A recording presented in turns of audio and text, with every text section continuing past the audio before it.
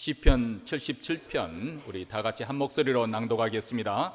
내가 내 음성으로 하나님께 부르짖으리니 하나님께 내 음성으로 부르짖으면 내게 귀를 기울이시리로다. 나의 환난 날에 내가 주를 찾았으며 밤에는 내 손을 들고 거두지 아니하였으며 내 영혼이 위로받기를 거절하였도다. 내가 하나님을 생각하고 불안하여 근심하니 내 심령이 상하도다. 주께서 나로 눈을 붙이지 못하게 하시니 내가 괴로워 말할 수 없나이다. 내가 옛날 곧 이전 해를 생각하여 싸우며 밤에 한 나의 노래를 기억하여 마음에 묵상하며 심령이 궁구하기를 주께서 영원히 버리실까? 다시는 은혜를 베풀지 아니하실까? 그 인자하심이 길이 다하였는가? 그 허락을 영구히 폐하셨는가? 하나님이 은혜 베푸심을 잊으셨는가? 노하심으로 그 긍휼을 막으셨는가 하였나이다. 또 내가 말하기를 이는 나의 연약함이라. 지존자의 오른손의 해 곧 여호와의 옛적 일을 기억하여 그 행하신 일을 진술하리이다. 또 주의 모든 일을 묵상하며 주의 행사를 깊이 생각하리이다. 하나님이여 주의 도는 극히 거룩하시오니 하나님같이 큰 신이 누구오니까? 주는 기사를 내시 하나님이시라. 민족들 중에 주의 능력을 알리시고 주의 팔로 주의 백성 곧 야곱과 요셉의 자손을 구속하셨나이다. 하나님이여 물들이 주를 보았나이다. 물들이 주를 보고 두려워하며 기쁨도 진동하였고 구름이 물을 썩고 궁창이 소리를 바라며 주의 살도 날아가나이다. 해리 바람 중에 주의 우레의 소리가 있으며 번개가 세계를 비치며 땅이 흔들리고 움직였나이다. 주의 손길이 바다에 있었고 주의 첩경이 큰 물에 있었으나 주의 종적을 알 수 없었나이다. 주의 백성을 무리 양같이 모세와 아론의 손으로 인도하셨나이다. 아멘. 긍휼의 하나님께서 우리 인생에 주신 감정 가운데 하나는 남을 불쌍히 여기는 마음, 이 불쌍히 여기는 긍휼의 마음, 자비의 마음입니다. 이웃이 고통과 또 어려움을 당할 때 같이 아파하고 위로와 사랑을 함께 나올 수 있는 그 사랑의 마음을, 사랑을 나눌 수 있는 그런 마음은 하나님께서 우리에게 주신 아름다운 마음이고 감정입니다. 이 불쌍히 여기는 마음은 우리의 사랑과 위로가 필요한 이웃들을 그것이 발견하게 하고 또 그로 하여금 또 도움의 손길을 펼 수 있게 하는 것이죠. 근데 이렇게 남을 향해서 불쌍히 여기는 마음이 또 내 자신을 향해서도 향할 수도 있습니다. 흥미로운 사실은 가장 풍요로운 시대 살고 있는 이 현대인들이 가장 자기 자신을 불쌍하게 또 불행하다고 여기며 산다고 합니다. 저 사람은 나보다 더 좋은 차를 타고 더 큰 집에서 살고 있지 않냐가? 저 여자는 나보다 더 자상한 남편을 두고 있지 않냐가? 저 사람은 별로 유능하지도 않은데 나보다 더 빨리 승진하고 성공하였지 않는가? 저 사람은 나보다 훨씬 더 건강하고 저 사람은 나보다 좋은 부모를 만나서 저렇게 팔자가 좋다. 이처럼 자기 자신을 다른 사람과 끊임없이 비교함으로써 불행한 자기 자신을 불쌍히 여기는 그 정도가 그 어떤 시대, 그 이전 어떤 시대보다도 심하다는 것이죠. 다른 사람이 나보다 더 잘 살고 더 잘생겼고 그리고 건강도 더 좋습니다. 이렇게 생각하니까 세상이 온통 불행하게 보이고 불공평하게 여겨집니다. 나는 몹시도 불행한 사람이요 불쌍한 사람처럼 여겨지는 것이죠. 그리고 내 모습이 참 처량하게 느껴집니다. 여러분은 여러분의 모습에 대해서, 여러분의 자신의 상태에 대해서 어떻게 생각하십니까? 심리학자들은 이것을 가리켜서 자기 연민, 셀필이라고 그렇게 표현을 하죠. 자기 연민에 사로잡혔다는 것입니다. 한 자매가 있었습니다. 이 자매는 가난하고 또 아버지가 폭력적인 그런 역기능적 가정에서 오랫동안 고통스럽게 살아왔습니다. 다행히도 친구의 전도를 받아 교회에 발을 내딛게 되었지만 그러나 시간이 지나도 믿음이 자라지 않았습니다. 오히려 그 입에서는 끊임없이 불평만 더해갔습니다. 하나님은 다른 사람들은 모두 사랑하시는 것 같지만 자기 자신만은 사랑하지 않는 것 같았습니다.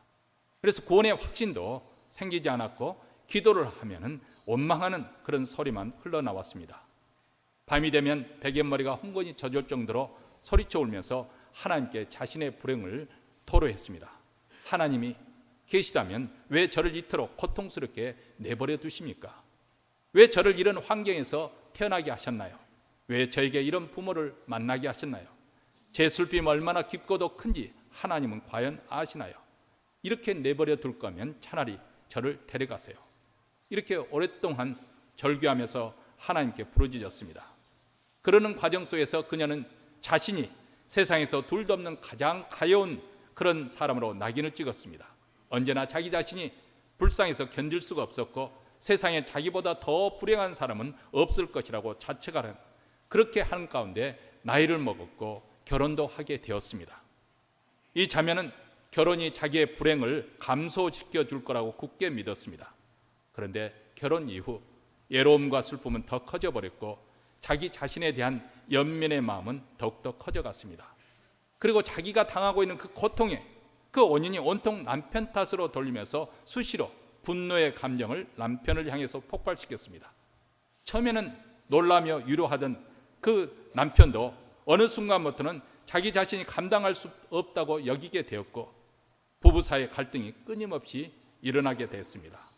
툭 하면 남편을 원망하면서 눈물을 뚝뚝 떨구게 되니까 처음에는 불쌍한 마음으로 위로도 했지만 시간이 흘러갈수록 점점 지겨워지고 싫어하게 되었던 것이지요. 이제는 아내가 아무리 구슬피 울어도 위로의 말 한마디 건네지 않게 됐고 아예 관심조차 두지 않게 됐습니다. 또 시작이야. 또 시작이다. 어휴, 내가 이런 여자인 줄 모르고 결혼하다니 내가 바보지. 마침내 남편도 자기 자신 스스로를 자책하였고 그리고 이 부부의 관계는 점점 회복하기 어려운 지경까지 치닫게 되었습니다.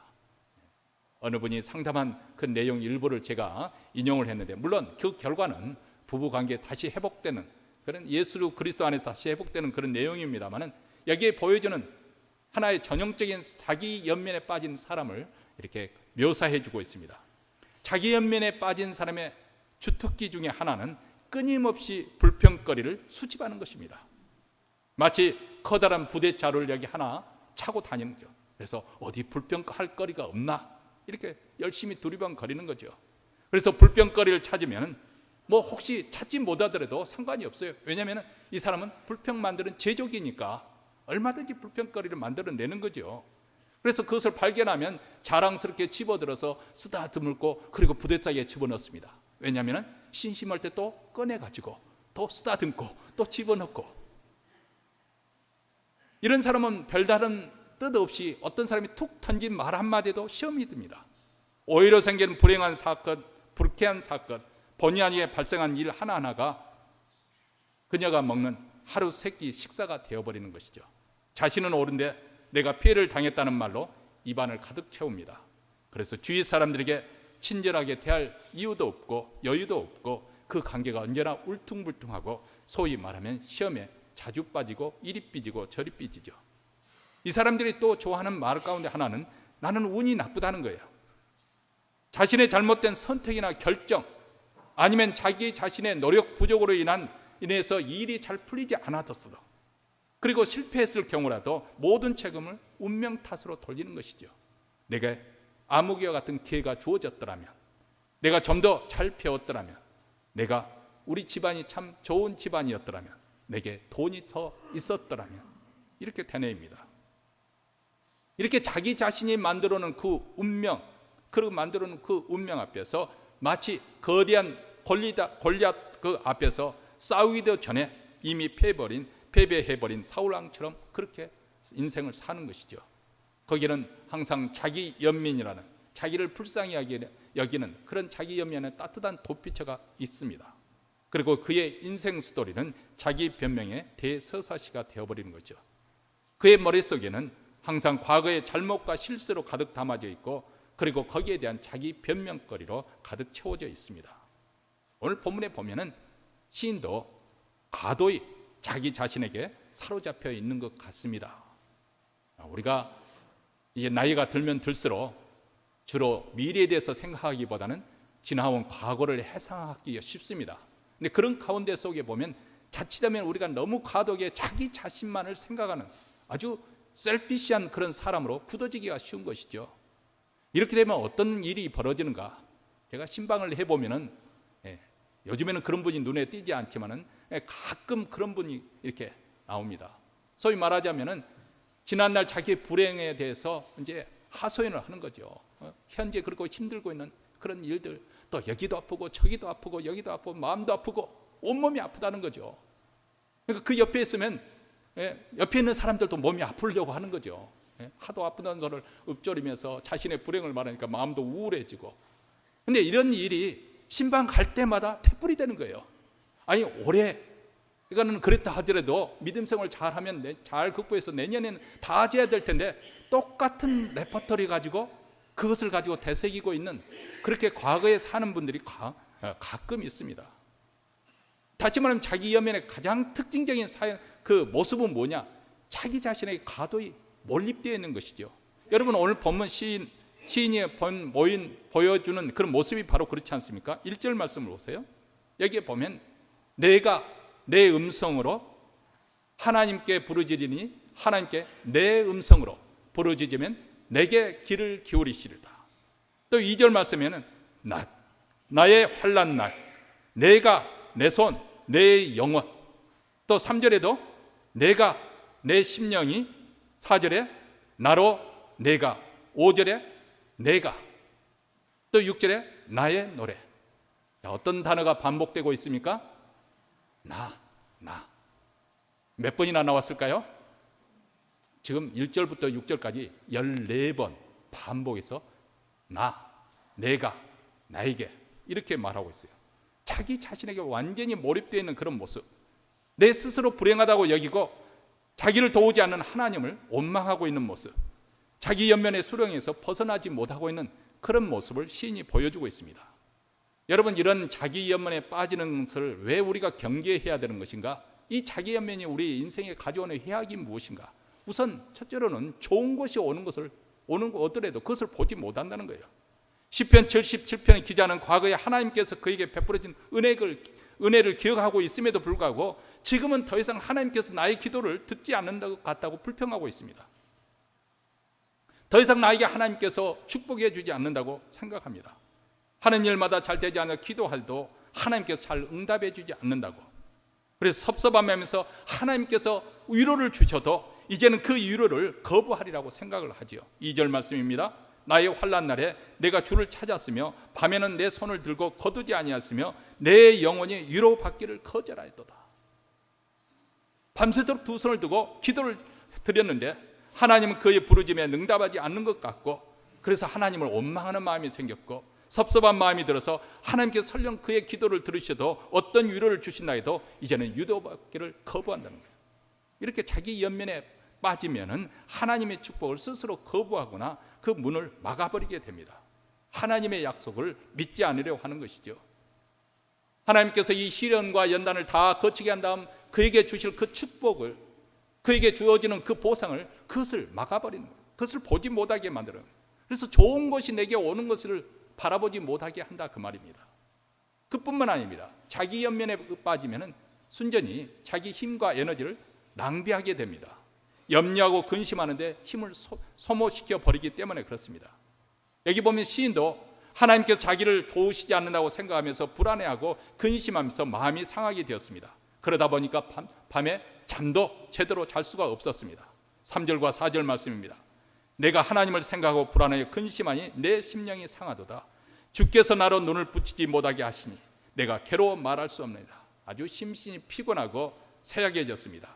이처럼 마음이 약하게 되니까 밤에 잠도 잘 수 없는 그 이유가 하나님 탓으로 돌리고 있습니다. 그리고 고통스러운 현실을 도피하다 보니까 자꾸 과거의 회상에 빠지죠.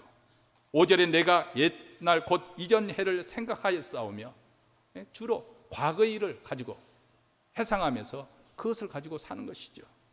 옛날이 지금보다 훨씬 더 행복했을 것입니다. 옛날에는 지금보다 사람이 더 정이 많고 더 따뜻하고 더 선하고 정직한 것 같습니다. 그래서 흔히들 말해요. 지금보다 옛날이 좋았다, 그런 말을 합니다. 물론 좋았을 때가 있을 수도 있습니다. 근데 사실 우리가 추억에 남는 아름다운 추억이라고 하는 것을 곰곰이 생각하면 그때가 사실 고통스러웠던 때이거든요. 힘들었을 때이거든요. 그래서 이제 세월이 지난 다음 아름다운 추억거리로 남는 거죠. 그때는 사실 지긋지긋했었고 아주 힘들었던 고통스러운 그런 때였지 않습니까? 근데 고통스러운 과거인데도 불구하고 이제 세월이 지나니까 아름다운 추억으로 남는 거죠. 그래서 남자들은 무슨 이야기를 많이 합니까? 군대 이야기를 많이 합니다. 근데 그렇게 좋았던 군대 시절을 다시 한번 하라고 하면 아마 질색을 할 것입니다. 이렇게 다른 사람을 탓하고 환경과 운명을 탓하고 과거가 좋았다고 그렇게 되뇌는 사람은 이 일에 자신의 에너지와 시간을 다 소모시켜 버립니다. 그래서 힘이 고갈돼서 오늘을 충실하게 살지 못하는 거죠. 현재 벌어지고 있는 일에 집중하지 못하고 있는 것입니다. 이렇게 되면 현재 생산적인 일에 힘을 쏟지 못하는 결과를 가져오게 됩니다. 자기 연민이 왜 나쁜 것인가? 그것은 또한 패배주의를 불러오기 때문에 그렇습니다. 6절부터 9절 말씀을 보시기 바랍니다. 밤에 한 나의 노래를 기억하여, 밤에 부르던 나의 노래를 기억하여 마음에 묵상하며 심령이 궁구하기를, 심령이 궁구하기는 것은 속으로 스스로 묻기를, 하나님께서 영원히 버리실까? 다시는 은혜를 베풀지 아니하실까? 그 인자하심이 길이 다였는가? 영원히 사라졌는가? 그 허락을, 이것은 허락이란 말은 프라미스, 약속입니다. 하나님의 약속이 영구히 폐하셨는가? 하나님의 은혜 베푸심을 잊으셨는가? 노하심으로 그 긍휼을 막으셨는가 하였나이다. 시인은 속으로 생각합니다. 누가 하나님을 사랑이시며 긍휼과 인자하심이 풍성하시다고 말하고 있는가? 예전에는 그랬을지 모르지만 지금은 아니야. 지금 나의 행폰을 보라지. 내 삶이 얼마나 비참하고 불행한가. 하나님은 더 이상 사랑의 하나님이 아니야. 더 이상 긍휼과 인자하시잖아. 그 증거를 대라고 한다면 바로 내 삶의 그 증거이지. 이렇게 하나님을 믿지 못하는 불신에 팽배해와서 내 삶은 어쩔 수 없다는 이런 패배의식이 가득 차 있습니다. 이것이 바로 자기 연민의식을 가진 사람의 모습입니다. 그리고 이것이 자기 연민이 가져주는 우리 인생이 가져주는 해악입니다. 여러분, 이 말씀을 들으면 우리에게도 어느 정도 여기에 좀 문제가 있구나 하는 것 좀 생각되지 않습니까? 이렇게 전적으로 사로잡히지는 않았지만 부분적으로 그런 부분이 있죠. 근데 한번 내 자신이 자기 연민에 빠져 있는 것인지 아니면 믿음의 사람인지 한번 어떻게 하면 그것을 구별할 수 있을까요? 그 사람과 대화를 해보면 금방 드러나게 됩니다. 자기 연민에 빠진 사람은 끊임없이 자기 이야기만 합니다. 자기의 힘들었던 이야기, 자기의 아픈 이야기, 자기의 쓰라린 상처의 이야기, 그런 과거 이야기, 과거에 잘 나갔던 시절 이야기, 끊임없이 과거, 자기가 겪었던 그 과거 일에 몰입되어 있습니다. 그러나 믿음의 사람은 하나님 이야기를 많이 합니다. 하나님이 내게 허락해 주신 그 은혜에 대한 간증을 많이 이야기합니다. 여러분, 은혜 받은 사람의 공통점이 어디에 있습니까? 하나님께서 어떻게 나를 만나 주셨는지, 하나님께서 어떻게 나의 상처난 심령을 고쳐주시고 치유해 주셨는지, 하나님께서 어떻게 나의 인생의 문제를 해결해 주셨는지, 하나님께서 어떻게 내 마음에 감동을 주시고 깨달음을 주셨는지, 하나님께서 어떻게 내가 어려운 상황에서도 심령에 만족함을 주고 기쁨을 주고 평안을 주셨는지 끊임없이 하나님 중심으로 이야기를 하고 있습니다. 하나님이 행하신 일에 초점이 맞춰 있습니다. 이렇게 하나님께 집중하며 초점을 맞출 때 우리 삶에, 우리 안에서 놀라운 인생의 전환점이 이루어지는데, 그것은 원망과 불평에서 바로 기쁨과 감사로 바뀌어지게 됩니다. 염려하고 불안하던 그 심령이 평안과 만족함으로 채워지게 되고, 의심과 패배감에 사로잡혔던 나의 의식이 자신과 확신으로 바뀌게 됩니다. 지금 시인도 이제껏 1절부터 6절까지 자기 자신에 과도하게 몰입되어 있던 그 시인의 시선이 어디로 전환하고 있습니까? 11절부터 보면 완전히 초점이 하늘에 계신 하나님께 집중하고 있습니다. 그리고 하나님께 그의 시선을 집중할 때 이토록 그의 삶을 피폐하게 만들던 자기 연민에서부터 해방되는 모습을 보여주게 됩니다. 그리고 자기에게 당면한 그 문제를 새로운 시각으로 바라보게 되는 것입니다.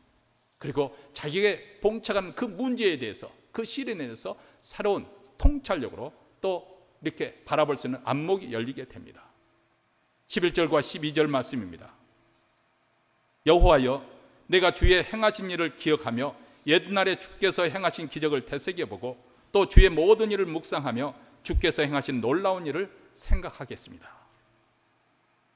하나님께서 이스라엘 백성을 위해서 행하신 놀라운 구원의 일을 생각하며 묵상할 때 놀랍게도 그 살아계신 하나님이 오늘 이 시대에도, 아니 이 순간에도 나와 함께 하시는 그 사실로 인해서 내 믿음이 회복되고 구원의 감격이 회복되는 것이죠. 지금껏은 내 자신을 다른 사람과 비교하면서 이래서 나는 문제가 많다고, 불행하다고 그렇게 여기고 있었는데, 그래서 당면한 그 문제에 완전히 압도되어 낙심하고 있었는데, 하나님의 살아계심, 하나님의 구원의 역사를 세상하면서 다시금 살 소망이 생겼습니다.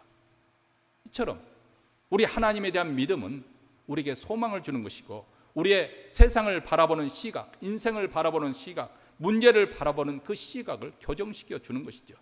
이전에는 과거 지향적으로, 자기 중심적으로 생각했던 내가 이제 보니까 그러다 보니까 모든 것이 매사가 부정적이고 폐비적인 생각을 하게 되었습니다. 하나님을 믿고 보니까 긍정적으로 생각이 바뀌게 되고 미래 지향적이고 하나님 중심적으로 말하게 됩니다. 믿음의 말을 하게 되는 것이죠. 여러분, 이렇게 자기 몰입에서 벗어나 하나님께 초점을 맞추고 이런 하나님을 깊이 묵상하게 될 때 신에게 새로운 하나님에 대한 인식이 문이 열리게 됩니다. 그리고 이 인식이 근본적으로 그의 생각을 바꾸게 하는 것이죠. 그것은 하나님은 거룩하시다는 것과 그 하나님은 전능하시는데 우리를 돌보시는 하나님이시다는 사실입니다. 오늘 13절 말씀에 하나님의 주의 도는 극히 거룩하시오니 하나님과 같이 큰 신이 누구오니까, 이렇게 고백하고 있습니다. 우리 하나님의 하나님 되심에 가장 으뜸되는 성품 중에 하나는 거룩입니다. 거룩. 우리 인생에 하나님께 접근하면서 가장 직면하게 되는 존재적인 깨달음이 있는데, 그것은 바로 우리 하나님은 거룩하시다는 것입니다. 하나님의 거룩하신다는 것이 무엇을 의미하는 것인가? 우리 하나님의 거룩하심으로 만유를 통치하시는데, 그렇기 때문에 온 세상은 그 하나님의 어미로우신 임재 앞에서 두려워 떨 수밖에 없습니다. 그분 앞에 서는 순간 우리 인생은 즉각 자기 자신의 죄성을 발견하게 되는 것이죠. 사실 하나님을 만나기 전까지는 교회에 나올 때마다 목사님이 하나님 우리 죄를 용서해 달라고, 대피기도도 그렇게 하고 목사님도 죄를 회개해야 한다고 하니까 내가 왜 그렇게 죄인이지? 의아하게 생각할 수가 있어요. 그렇잖아요? 왜냐하면 세상에 살 때는 적어도 내가 다른 사람들보다 양심적으로 살아왔다고 자부심을 가질만 하거든요. 내가 죄인일 수가 없죠. 죄인이라고 하면 진작 감옥서에 있어야지. 나는 그래도 비교적 양심껏 선량하게 남에게 피해도 주지 않고 남에게 피해를 입지 않기도 노력하지만은 남에게 피해 주지 않고 그렇게 살아왔는데 내가 왜 죄인인가? 하나님 앞에 서게 될 때, 거룩하신 절대의 척도에 있는 하나님 앞에 서게 되면 우리 인간의 누추함과 냄새나는 것이 발견이 되어지는 거죠. 그리고 자기의 안에 있는 죄성이, 그것이 자각이 되어집니다. 고백이 되어져요. 그래서 참여록은 누가 쓴다고 했습니까? 성자들이 쓰는 것입니다. 하나님을 만난 사람들, 하나님께 가까이 간 사람들. 대충 신앙생활은 우리는 그런 죄의 깨달음이 없어요. 예전에 한국에서는 겨울철에 모욕을 한 2주일에 한 번, 한 달에 한 번씩 하지 않습니까? 그렇게 아니고 저희 집은 가난했으니까 제 기준을 두고 하는 말입니다. 그래서 큰 통에다가 뜨거운 물 데펴가지고 넣고 붓고 그렇게 해서 모욕을 합니다. 때를 불려가지고 해서 그렇게 모욕을 하는데, 그때는 그렇게 살아도 몸이 그렇게 가렵고 그런 줄 몰랐어요. 근데 이제는 매일 모욕을 하니까 하루만 모욕하지 않아도 힘들죠. 그렇죠? 성교에 가면 가장 힘든 것이 바로 이런 시설이 미국을 따라갈 나라가 없거든요. 다시 말하면 대충 우리가 살 때는 별로 내가 죄인이라는 생각이 안 들어요. 근데 하나님께 가까이 나아가면 나아갈수록 내가 죄인이구나. 그래서 제가 처음 신앙생활 할 때마다도 목사가 되어서 지금 20, 30년 그렇게 목회를 하는 지금 저는 더 훨씬 더 내 자신이 죄인이라는 사실을 하나님 앞에 매일 고백하고 삽니다. 뭐 그때보다 제가 죄를 더 많이 지어서 그런가 그러겠어요? 그렇지 않아요. 내 죄성 때문에 그렇습니다. 내 속에 있는 죄성. 그분 앞에 서봐야 나의 존재됨을 깨닫게 되는 것이죠. 그리고 그분이 거룩하시기 때문에 온 세상 만유를 공의와 정의로 다스리시는 거예요. 불의와 죄악에 대해 심판하십니다. 그리고 거룩을 사모하고 자신을 깨끗하게 살고자 하는 자들에게 하나님께서는 자신의 영광을 계시하십니다. 근데 우리가 살고 있는 이 세상은 악과 선과 악과 의와 불의가 뒤섞여 있는 그런 세상에 우리가 살고 있습니다. 그러다 보니까 우리 믿는 사람들도 자칫하면 혼란 속에서 잘못된 선택을 하기가 쉬워요. 근데 하나님이 거룩하시다, 그 말은 우리 하나님께서 이 세상의 종말에 심판하실 것을 말씀하고 있는 것이거든요. 그렇기 때문에 우리 믿는 성도들은 죄인의 길이 결코 형통하지 못하다는 것을 알기 때문에 현재 나의 삶이 고달프더라도 힘들어도 내가 진리대로 사는 것, 하나님 말씀대로 순종하고 사는 것이 불이익을 받는다 하더라도 우리가 그 길을 고집하지 않을 수 없는 것은 이 세상 종말에 우리 주님이 말씀하신 대로 쭉정이는 먼저 걷어서 불태울 것이고 알곡은 창고에 걷어들일, 그리고 우리 주님께서 양과 염소를 분리하는 세상의 종말에 심판할 날을 있기 때문에 우리는 그렇게 타협하지 않는 것이죠. 쓰러졌다고 다시 일어나서 우리 믿음의 길을 가는 것은 우리 하나님이 거룩하시기 때문에 그렇습니다. 우리 하나님이 거룩하시기 때문에 이 세상에 마냥 이렇게 악과 불의한 것이 선과 의와 뒤섞여서 가도록 그렇게 내버려 두지 않는다, 그 말입니다. 그래서 시편 52편에 보면 악인은 마치 뿌리 뽑힌 나무와 같을 것이요 무너진 장막과 같을 것이다, 그렇게 표현을 하고 있습니다. 그러나 하나님의 사람은 푸른 감람나무와 같을 것이다. 오직 나는 하나님의 집에는 푸른 감람나무 같으며 하나님의 인자하심을 영영히 의지하리로다. 이런 하나님의 거룩함을 생각할 때 우리는 이 세상에서 살아갈 그런 담대함을, 용기를 얻게 됩니다. 자기 연면에 함몰되지 아니하고 신앙의 길로 담대하게 발걸음을 내디딜 수가 있습니다. 그뿐만 아닙니다. 오늘 말씀 14절부터 24절에 보면 과거의 이스라엘 백성들을 하나님께서 애굽에서 구원하시는 일을 시적인 그런 표현을 통해서 지금 묘사를 하고 있습니다. 한마디로 말하면 시인이 믿음의 눈으로 바라보니까 하나님께서 친히 이스라엘 백성들을 인도하신 것처럼 나를 인도하고 계시다, 나를 버리지 않고 계시다, 나를 돌보고 계시다는 사실을 자각하게 된 것입니다. 14절부터 15절 말씀입니다. 주는 기사를 행하신 하나님이시라 민족들 중에 주의 능력을 알리시고 주의 팔로 주의 백성 곧 야곱과 요셉의 자손을 구속하셨나이다. 애굽의 노예 신분에서 해방되어서 자유인이 된 이스라엘 백성들이 가나안 땅을 향하여 가고 있었는데 애굽 군대가 뒤에서 추격해 옵니다. 그런데 앞에는 홍해, 이 바다가 가로막혀 있습니다. 뒤에는 애굽 군대가 급하게 마차를 몰면서 추격해 옵니다. 말 그대로 진퇴양난, 살려달라고 그렇게 울부짖을 때 우리 하나님께서 모세로 하여금 손을 뻗치라고 하니까 동풍이 밤새도록 달려서 그 홍해를 둘로 쪼개십니다. 그 바다를 가르고 이스라엘 백성들은 마른 땅같이 그 홍해 바다를 건너가고, 애국 군대는 급하게 추격하던 그들은 바다 한가운데 있을 때 물이 합쳐지니까 그대로 수장되는 기적의 역사가 이 출애굽기에 기록이 되어 있습니다. 여러분 쉽게 영화 보셨습니까? 네, 오래전에 아주 명화 중에 명화죠. 찰스 웨스턴이 주연 배우 했던 그 영화지 않습니까? 그 영화의 클라이막스는 바로 아마 이 홍해가 갈라지는 그 사건이지 않을까. 그 당시로서는 최첨단 기술로 이 바다가 갈라지는 그런 장면을 연출을 했는데 정말 압권이었죠. 오늘 말씀 그 장면을 시인이 지금 시적인 표현을 지금 하고 있는 것이죠. 16절부터 20절인데요. 제가 표준 세번역으로 읽어드리겠습니다. 하나님, 물들이 주님을 베었습니다. 물들이 주님을 베었을 때 두려워서 떨었습니다. 구름이 물을 쏟아내고 하늘이 천둥 소리를 내니 주의 화살이 사방으로 날아다닙니다. 주의 천둥 소리가 해오리 바람과 같이 나며 주의 번개들이 번쩍번쩍 세계를 비출 때 땅이 흔들리면서 두려워서 떨었습니다. 주의 길은 바다에 있고 주의 길은 큰 바다에도 있지만은 아무도 주의 발자취를 헤아릴 수 없습니다. 주께서는 주의 백성을 양떼처럼 모세와 아론의 손으로 인도하셨습니다. 자, 이 시를 읽기 전 시작할 때 시인은 조금만 전에도 하나님께서 자기에게 더 이상 관심도 갖지 않냐고 은혜도 베푸지 않는다고 그렇게 생각했습니다. 하나님께 버림받아서 자신이 찬량없이 처량하다고 그렇게 여겼습니다. 근데 하나님의 말씀을 묵상하는 가운데 하나님께서 이스라엘 백성들을 어떻게 구원하셨는가, 과거 이스라엘의 역사를 회상하는 관 속에서 그 영원토록 살아계시는 하나님께서 지금 나와 함께 하시고 나의 삶을 친히 인도하고 계신다는 그런 자각이 생겼던 것입니다. 삶을 인도하시는 하나님의 손길을 믿음의 눈으로 바라볼 수 있게 된 것이죠. 예수님께서는 우리에게 약속하셨습니다. 볼지어다 내가 세상 끝날까지 너희와 항상 함께 있으리로다. 이렇게 약속하셨습니다.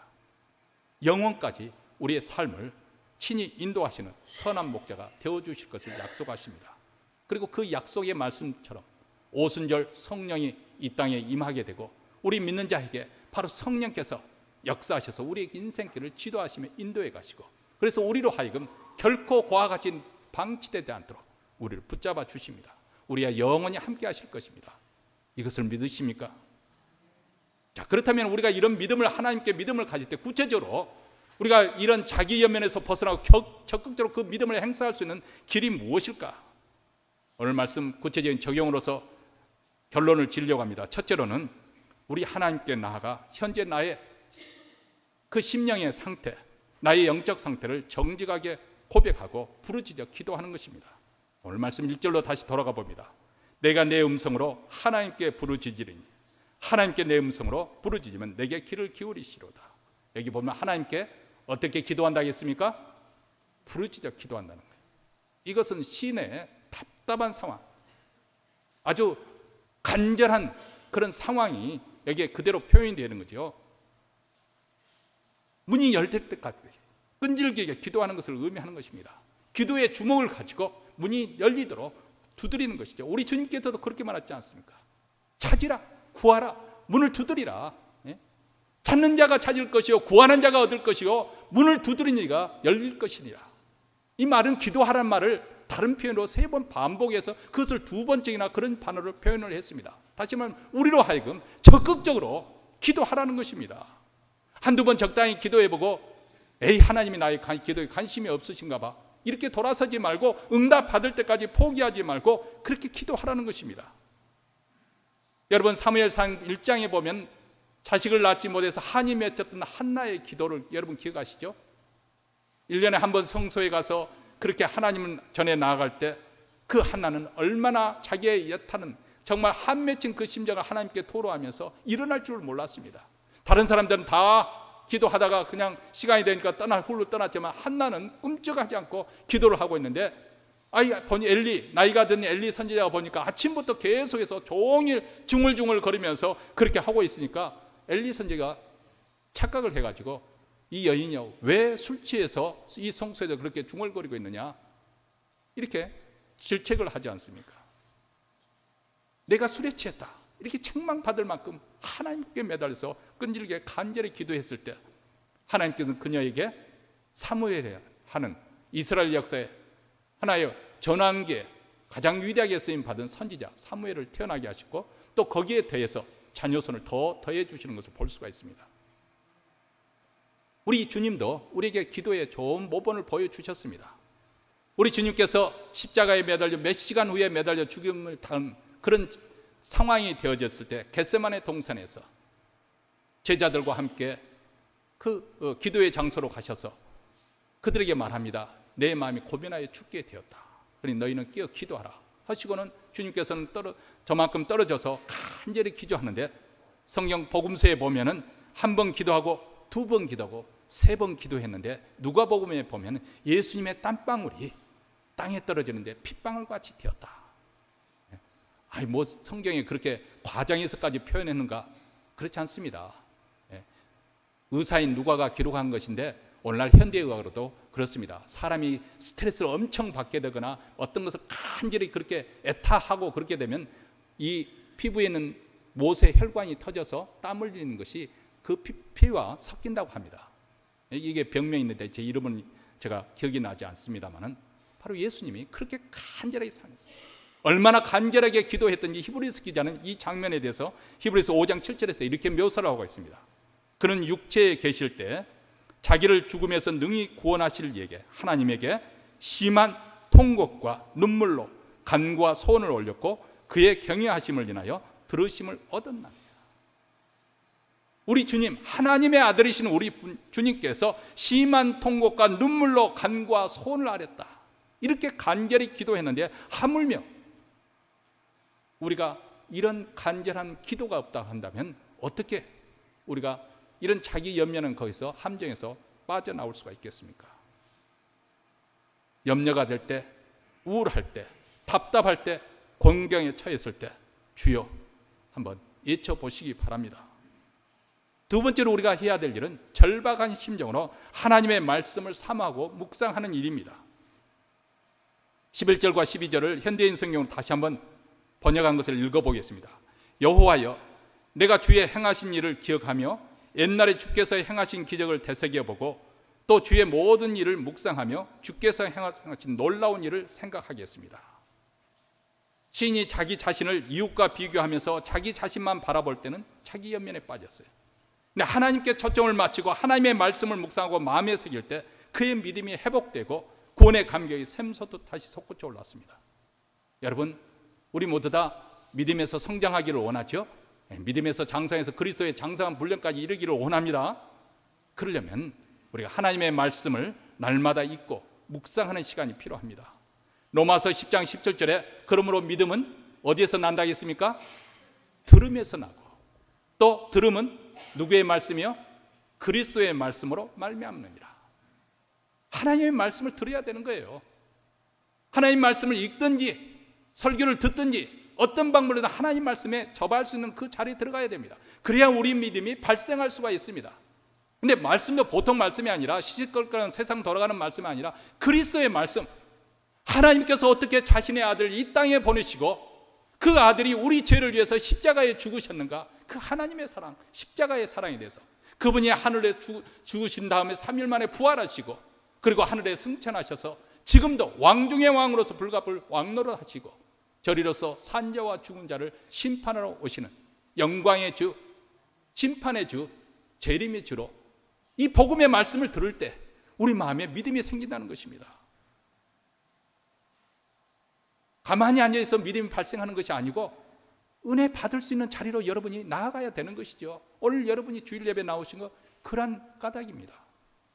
혼자 하기 힘들 때 여러분 새벽기도 후에 보면은 권사님들과 집사님들이 모여서 성경을 통독하고 성경을 쓰는, 왜냐하면 혼자서는 그것이 잘 실행이 되지 않으니까 그렇게 하는 모임도 아마 지금 하고 있는지 또 곧 시작할 건지 모르겠습니다. 그렇게 하고 있습니다. 또 수요 찬양 예배도 이제는 저녁이라니까 뭐 밤길이 무서워서 못 나온다 어쩐다 하지만 이제 그 변명을 할 수가 없겠죠. 우리 권사님들 추석부를 적성해가지고 한번 출석을 점검을 해봐야겠을 것 같아요. 네. 저녁이 되어서 남편이 오면 뭐 식사 준비도 해야 하고 아이를 맞아야 되고, 네, 아이 학교 보내고 수요 예배 주중에 한번 참석하시기 바랍니다. 말씀을 한 번이라도 더 들을 수 있는 자리로 나아갔어요. 뭐 그렇게 안 되더라도 요즘 얼마나 말씀을 들으려고 하면 얼마나 수단과 방법이 많아졌습니까? 본인이 원하면 얼마든지 기회가 주어집니다. 세 번째로 우리가 이런 믿음을 잘하려면 공동체, 자기 자신을 맡기는 것입니다. 믿음의 공동체에 적극적으로 참여하는 것입니다. 공동체에 자신을 맡긴다, 이 뜻을 잘 모르실 수도 있겠습니다. 공동체라는 그것이 아직 마음에 들어오지 않을 수도 있어요. 우리 예수 믿는 이 모임, 이것이 바로 공동체입니다. 물론 가장 중요한 공동체는 주일날 이렇게 모여서 하나님께 예배드리는 그런 모임입니다. 또 목장 모임에서 함께 둘러앉아서 말씀을 나누고 교제하고 기도하는 것, 이거 소중한 교회 공동체입니다. 우리 주님께서 이렇게 말씀하셨습니다. 두세 사람이 내 이름으로 모인 곳에 나도 그들 중에 있느니라. 물론 우리 믿는 성도들에게 한 사람 한 사람 우리 하나님께서 함께 하시지만은 두세 사람 모이는, 내 이름으로 모이는 그것은 바로 교회를 말하는 거예요. 두세 사람이라는 것은 교회의 최소한 구성, 최소 단위의 구성 비율을 말씀하고 있는 것이죠. 이렇게 주님의 이름으로 모이는 공동체에 우리 주님이 함께 친히 함께 하시겠다고 약속을 하십니다. 성령님은 우리가 공동체 모임, 교회를 사랑하게 하고 좋아하게 하십니다. 그렇죠? 예전에는 개모임 가가지고 술 친구들 같이 어울려다니는 것이 참 재밌었어요. 예수를 믿고 난 다음에도 한동안 그게 끌릴 수도 있어요. 근데 어느 순간 어느 날부터는 이상하게 예수 믿는 사람들은 술도 마시지 않는데 잘도 놀고 재밌게도 놀고 심심하지 않고 그렇게 놀더라. 그게 참 좋더라 그 말이에요. 개모임하고 난 다음에 돌아오는 발걸음이 너무 허전한데 예수 믿고 있는 다음부터는 또 만나고 싶고 그리고 마음에 기쁨으로 돌아오지 않습니까? 사단은 그 반대로 역사하는 거죠. 사람 만나기를 싫어합니다. 입을 열지 않도록 만들고 사람을 피하지요. 자기 혼자 문 걸어 닫고 나오지 않도록 만듭니다. 그래서 자기 자신 스스로 갇혀버리는 거죠. 이것이 마귀가 하는 일이에요. 그런데 성령에 이끌린 사람은 자기 마음문을 열고 공동체에 참여합니다. 어렵고 힘든 일을 만날수록 믿음의 공동체 자신을 의탁합니다. 고통스러운 일을 다 겪고 있을 때, 고민 가운데 있을 때 형제 자매들의 기도를 요청합니다. 거룩한 성도들이 모이는 예배에 더욱 열심히 내어서 참석을 합니다. 이것이 바로 성령에 이끌리는 사람의 모습입니다. 이번 주부터 목장 모임이 시작될 것입니다. 저는 목장 모임이 단지 성경 공부로 그치지 않게 되기를 바라고 있습니다. 정말 서로 아주 친밀한 관계가 되어서 비록 피를 나누지 않은 형제 자매지만은 그리스도 안에서 성령으로 우리가 하나가 되어서 형제 자매보다도 멀리 있는 형제 자매보다 더 가깝게, 그래서 나의 속마음도 서로 나눌 수 있고 어려운 일에서 서로 도와주고 또 함께 기도해 주는 그런 공동체, 서로 기쁜 마음까지 털어놓고 합심해서 기도할 수 있는 그런 분위기가 될 수 있게 되기를 바랍니다. 오래전에 제가 김진홍 목사님 설교에, 이제는 은퇴하셨죠, 그분이 처음 판자촌에서 목회하던 초기에 이런 에피소드를 소개한 것을 제가 기억이 납니다. 그 동네에 한 중년 남자분이 교회에 출석을 하는데 평소에는 그렇게 얌전하다는 거예요. 근데 술만 먹으면 말 그대로 개같이 행동을 하는 거예요. 그러나 어느 날에는 교회 지붕에 어떻게 올라갔는지 올라가가지고 그 지붕에서 고래고래 동네 사람 다 소리대로 그렇게 소리를 지는데, 하나님도 내려오시고 김진홍 목사도 올라오고 그리고 나와 함께 삼위일체로 술 한잔 합시다. 그래서 목사님이 저거 또 지랄한다 싶어가지고 또 가서 살살살 달래가지고 내려오라고, 거기 있다가 다치면 어떻게 하냐고. 그래서 달래가지고 내려오는데, 이 사람이 내려오는데 그냥 뭐 판자촌이니까 그리 높지 않죠. 이렇게 내려오니까 목사님이 또 턱 실까 봐서 또 붙들어 하는데, 이 사람이 거꾸로 이렇게 숙이다 보니까 속에 있는 것을 다 쏟아버린다. 그 술 취한 그 속에 있는 거 다 그 목사님에게 쏟아버렸어요. 그렇게 해서 그냥 너무 힘들고 고통스러운데, 그래도 깨끗이 오물을 치우고 난 다음 그 사람을 자기 방에 모셔서 이렇게 이제 대화를 나누는데, 그 사람이 다투하고 난 다음에 속이 개운할 거 아니겠어요? 근데 입이 열리기 시작하고 말을 하는데, 목사님이 들어주는, 목사님이 말할 틈을 주지 않고 막 자기의 그 어렸을 때부터 방했던 상처, 아픔, 고통들, 그동안 누구도 내 자기 이야기를 들어주지 않는 사람이 없으면 목사님이 들어주니까 얼마나 신이 나든지 잘잘잘잘 이야기하는데, 첫날 밤을 지내고 그리고 낮에도 계속 이야기하다가 아무것도 먹지 않고 그 다음날도 지나고 한 이틀 반을 자기의 그 과거 슬프고도 힘들고 고통스러운 사연을 다 이야기에 풀어놓더라는 거예요. 잠도 자지 않고. 목사님이 졸리지만은 어떻게 합니까? 들어주면서 그런 일이 있었냐고, 힘들었겠다 그러고 받아주는 거예요. 한 이틀 반을 그렇게 쏟아넣고 난 다음에 이야기를 그치더라는 거예요. 그래서 김진홍 목사님 더 해라고 하니까, 아니요 목사님 다 했습니다. 속이 시원하다 그러더라는 거예요. 그러고 난 다음 그 사람이 변화되더라는 거예요. 자기 사연, 가슴 아픈 사연은 아무도 들어주지 않았는데 그렇게 열심히 들어주니까 그것을 다 토로하고 난 다음에는 완전히 마음문이 열리고 치유되고 회복돼서 정말 예수 믿는 사람으로 변화됐다는 그런 이야기를 오래전에 제가 기억을 합니다. 여러분, 우리 목장 모임에는 이렇게 서로의 이야기를 들어주면서 그렇게 되면서 치유가 있고 회복이 이루어지는 그런 치유의 역사가 나타나는 목장 모임이 되기를 바랍니다. 낙심이 될 때, 그리고 그때마다 하나님을 찾게 갈급하십니까? 그렇다면 공동체에 여러분 자신을 맡기십시오. 사실 가슴 무너지는 일을 만나게 되면 기도도 잘 되지 않습니다. 혼자서 무슨 말로 기도해야 기도가 나오지 않고요, 성경을 봐도 글자가 눈에 들어오지 않습니다. 그렇기 때문에 어려움이 크면 클수록 하나님을 찾아야 되는 그런 갈증이 생기면 생길수록 우리는 공동체에 나가서 성도들과 함께 예배 드리는 거, 그리고 성도들과 함께 말씀을 펴놓고 이야기를 들으면서 또 성도들과 함께 자신의 사연을 넣고 기도하면서 우리 하나님이 치유하시는 놀라운 손길을 경험하는 2019년이 되시기 바랍니다. 그래서 예배가 중요한 것이고 목장 모임이 중요한 것이죠.